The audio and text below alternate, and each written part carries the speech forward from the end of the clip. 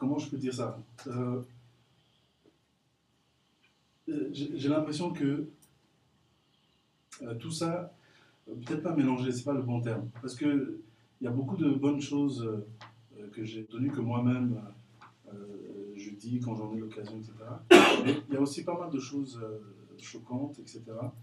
Donc je me demande si finalement, est-ce qu'il n'y a pas beaucoup de choses, tout et rien, qui ont été dit, mélangées, et que finalement on se perd dans beaucoup de choses alors que on peut être beaucoup plus constructif. Moi je me dis, tu as bien analysé au départ en parlant de l'Afrique qui est minée par ces dictateurs, euh, euh, ce radicalisme, cet autoritarisme, je veux dire, les génocides, euh, tout ça. Et en même temps, on cherche à en sortir. Nous sommes plutôt jeunes ici, donc nous voulons sortir de ça. Nous sommes ces enfants du futur que tu as dit, on est là, on est en action. On a aussi nos enfants qui sont derrière, on veut tracer un chemin. Mais tu parles en même temps de radicalisme. Donc un retour en arrière.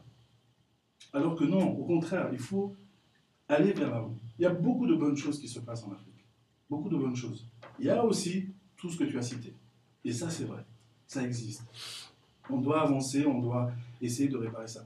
Mais il y a beaucoup de bonnes choses qui se passent,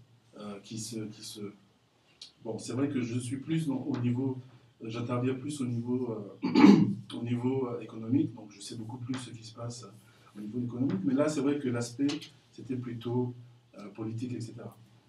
Euh, Comme j'ai dit, l'Afrique est diversifiée. Donc, on ne peut pas avoir un seul discours sur l'Afrique. Je veux dire, les situations sont très différentes quand on va à l'ouest, à l'est, en Afrique australe. J'ai eu la chance moi-même, ayant un père diplomatique, donc de voyager déjà en jeunesse dans plusieurs pays, donc de me confronter à des cultures diverses. Ce qui fait qu'aujourd'hui, dans le cadre de mon travail, donc j'ai de la chance aussi de voyager souvent en Afrique. Et je vous assure, je vais dire, le discours que j'ai entendu, il est peut-être valable dans un ou deux pays. Et si on va de l'autre côté de l'Afrique, il n'est pas du tout valable. Parce que les choses se passent différemment là-bas. Tu as des exemples? Bon, peut-être qu'on ne peut pas aller jusqu'au bout. Très brièvement, parce que pour avoir une idée. C'est vrai.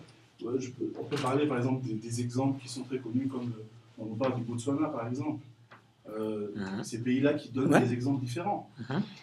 C'est pas c'est pas comment dire, c'est pas la merveille, mais ça se passe différemment.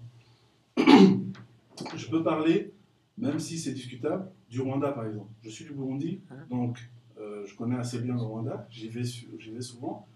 C'est discutable, mais c'est là où je dis qu'il y a la complexité. Ça veut dire, quand on va au Rwanda, moi j'y vais très souvent, et j'y étais encore il n'y a pas très longtemps, on voit qu'il y a une évolution, il y a quelque chose qui se passe, il y a du changement. Tout n'est pas encore parfait. Il y a encore beaucoup de questions à se poser. Il y a encore beaucoup de critiques à faire. Mais on voit qu'il y a quelque chose qui se passe. Donc, est-ce qu'on peut simplement tenir le discours que tu as tenu et balayer d'un seul coup de revers le Rwanda et le mettre dans le même sac que les autres? Non, on ne peut pas. Parce qu'il y a des choses qui se passent, mais en même temps, il y a des choses qu'il faudrait améliorer, ou sur lesquelles il faudrait travailler, et sur lesquelles il faut continuer à débattre et à en discuter, à alerter l'opinion, etc. Je peux aussi continuer. Ouais, c'est vrai.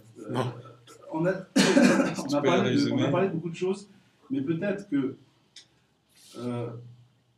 peut-être je vais revenir sur ce que tu as dit sur Mandela, parce que c'est complètement faux. C'est complètement faux. Tu ne peux pas simplement venir et dire que monsieur est arrivé, on l'a sorti de prison, enfin, tu as un peu mélangé les choses, Pantin des Blancs, ils sont allés discuter avec lui, etc. Non, Mandela, je ne sais pas si tu comprends ce que ça veut dire, l'Afrique du Sud, l'apartheid. On ne parle pas de nos petites dictatures africaines, là. Mobutu ou les autres, ça n'est rien à côté de la puissance que pouvait représenter et que représente encore l'Afrique du Sud. Donc, qu'un homme comme Mandela, Oui. Ah, Mandela tout seul, oui. Parce que Mandela, il est le porte-parole. Et puis se battre contre une machine comme celle-là. Et venir de là où ils sont, après toutes ces décennies, enfin une trentaine d'années, quarantaine d'années de combat, et arriver à ce qu'il y a aujourd'hui, je vous assure, on ne peut pas simplement arriver et dire oui, mais Mandela, c'est important. Non, ce n'est pas important. Ces gens-là ne se sont pas attaqués à des petites dictatures africaines. Ils se sont attaqués à une grosse machine, une machine puissante. Un système, si vous voulez. Mais c'est une machine puissante qui, jusqu'à aujourd'hui, perdure. L'Afrique du Sud, ce n'est pas un petit terme. C'est pour ça. C'était pour ça. C'est pour ça que je suis. Mais pourquoi ça continue? Parce que Mandela a instauré une politique on s'est fait des bisous avec les Africains. Oui, mais attendez, Mandela aussi, attendez, il nous a servi d'exemple. Parce que, contrairement, moi, je suis un jeune aussi. Oui, il y en a beaucoup, Non, j'ai juste dit. Résume. Je prends Mandela. Mais il y a eu plein d'autres. Il y a eu d'autres. Je dis, il y a eu les Sahara, etc. Il faudrait qu'on analyse quelles sont les erreurs qu'eux-mêmes ont commises. Ouais. Je l'ai dit. Etc., etc. Ils ont aussi commis des erreurs stratégiques. C'est les pères de l'Afrique, ok, ils se sont battus pour l'Afrique, ça doit être nos exemples. Mais nous, ce qu'on devrait faire, nous, la jeunesse aujourd'hui africaine, c'est justement d'analyser aussi les erreurs qu'ils ont faites. Et pas seulement les mettre sur un piédestal. Mais en même temps, pas balayer Mandela comme ça. Bon, sans analyser le combat. Non, laissez, il posait une question. La question se passe comme ça. On va éclaircir ça pour qu'on avance. Ce que moi, j'aimerais bien, c'est que on n'est pas... c'est-à-dire qu'il faut nuancer ce radicalisme. D'accord. Parce que l'Afrique, elle est diversifiée, elle n'est pas une seule. D'accord. Donc, ce qui est possible d'un côté, à imposer radicalement, ne peut pas être imposé de l'autre côté. Et donc, on va retourner dans les mêmes situations interminables. Est-ce qu'on prend on laisse parler les gens et puis après tu... Mais peut-être c'est mieux. Non, mais cette question me semble importante. Mais peut-être, est-ce que vous allez le rejoindre ou c'est d'autres questions? Non, enfin, sur Mandela, moi je dis c'est que je dis aujourd'hui de Mandela que moi je ne peux pas supporter sa politique de bisous. C'est soit aller vers une guerre civile, ok, mais il n'a pas choisi ça. Parce que c'est vrai, la solution c'était de dire non, nous, on nous a massacrés, on a tué nos enfants, donc on ne peut plus dialoguer avec ces gens-là. Mais au lieu de ça, non. Il nous a montré l'exemple à nous les Africains, pas lui. Lui, il est vieux. Non, mais c'est une excuse. Mais il nous montre... Non, il faut pas que ça soit un débat, un dialogue entre vous. Non. Non, c'est pas comme ça. On a compris. Non, laissez. Vous allez intervenir. Bon, ok. Tu interviens. C'est dit que moi, je veux commencer par le dernier point. Je n'ai pas, en aucun cas, je n'ai dit que Mandela était un pantin. Il faut que ça soit clair. J'ai dit que Nelson Mandela, on doit lui reconnaître le mérite. C'est-à-dire, ça, c'est une reconnaissance éternelle pour le combat qu'il a mené contre l'apartheid. Et j'ai même dit qu'il a payé le lourd tribut. Quel homme a fait 27 ans de prison, avec toutes les situations, tout ce que Mandela a connu, les pires, les humiliations, les tortures, mais, bien sûr, mais, bien sûr, mais, tout à fait. Nous sommes en train de traiter des questions concrètes, la vie des Africains aujourd'hui. C'est-à-dire que, prenons l'Afrique du Sud. Mandela a la carrure, cette dimension, de résoudre un certain nombre de problèmes. Et je l'accuse de ne l'avoir pas fait. Par exemple, j'arrive. L'ANC, quel est le fondement, le projet de l'ANC? Quel est le projet politique de l'ANC? Le projet politique de l'ANC est basé sur ce qui s'appelle la charte de la démocratie. Et la charte de la démocratie est l'un des outils les plus formidables de la démocratie en Afrique. Pourquoi? Parce que cette charte a été écrite à partir d'un travail de collecte d'informations chez tous les Africains, chez tous les Noirs, chez tous les Africains en Afrique du Sud. Donc, Mandela, l'ANC avait dépêché des gens dans tous les villages, dans les familles, partout, pour qu'on recense ce qu'ils veulent que leur pays leur fasse ou bien ce qu'ils veulent que leur pays devienne. Et c'est la synthèse de tout ce que les gens disent individuellement qu'on a rédigé la charte de la démocratie. Cette charte veut clairement, la charte l'a dit clairement, que les ressources du pays doivent revenir à l'État. Et c'est l'État qui doit faire la redistribution. On peut appeler ça comme on veut, en termes pas des terminologies idéologiques. Moi, ce n'est pas ça qui m'intéresse. Ce qui m'intéresse, c'est la volonté du peuple de prendre possession de ses ressources et d'en jouir, de les utiliser pour faire des choses. Bon, Mandela est allé en prison. Avant de sortir, je l'ai dit, aujourd'hui, il y a des vérités qui commencent par éclater au grand jour. Mandela a été rencontré 46 fois pour qu'on s'assure qu'il ne va pas sortir pour dire on va nationaliser telle ou telle chose. Quand il est sorti, effectivement, la Banque centrale, qui est l'outil par essence de la souveraineté d'un pays, qu'est-ce qu'il a fait? Il a privatisé.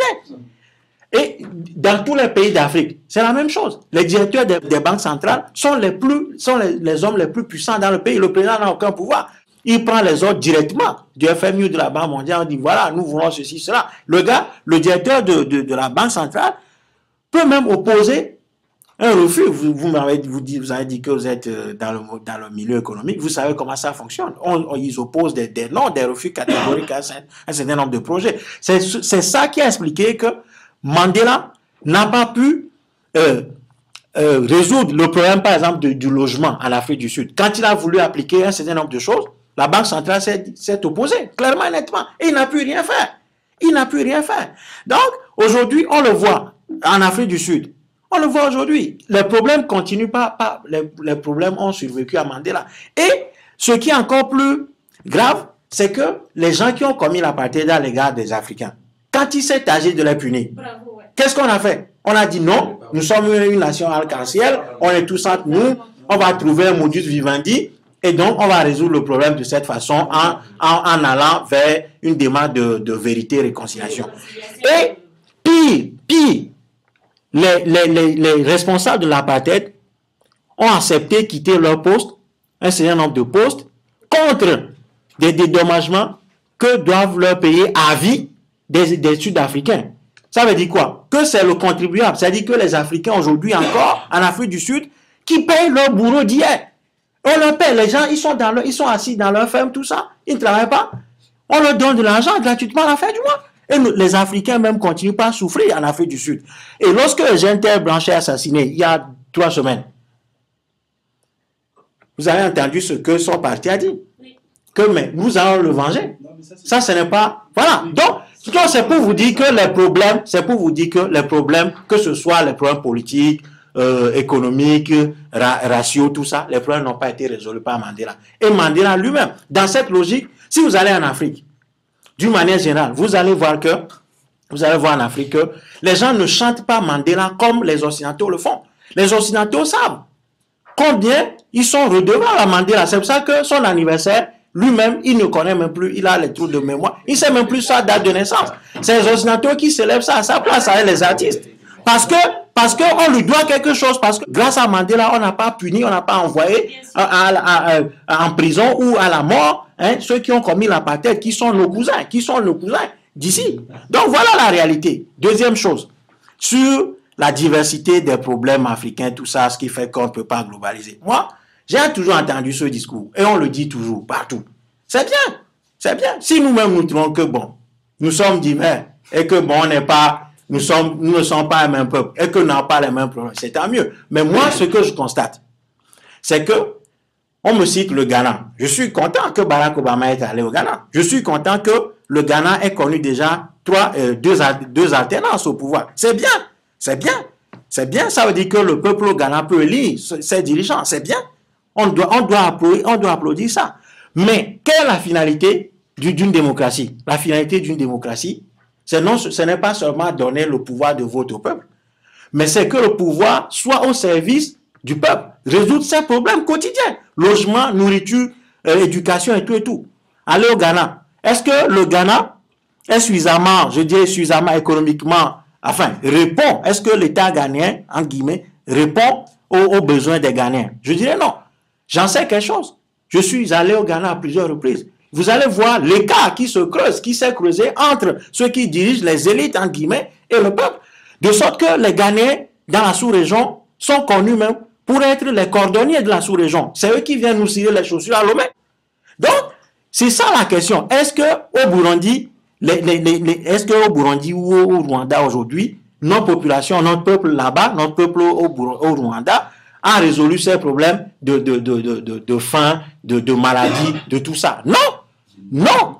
Non seulement c'est une question de volonté politique, mais aussi une question... Non, donc moi je dis ceci, je dis que non, il ne faut pas que ça soit un dialogue entre nous. Si nous voulons résoudre les problèmes, il ne faut pas être, voilà, c'est justement ce relativisme dont je parlais. C'est-à-dire que, oui, ça ne va pas, tout ne va pas bien, mais il y a des choses qui vont. Alors que, vous allez voir quel est le peuple aujourd'hui dans le monde qui a le plus de difficultés, qui est toujours humilié, qui est toujours colonisé, qui est toujours martyrisé, qui est toujours méprisé, qui est toujours réprimé dans les rues.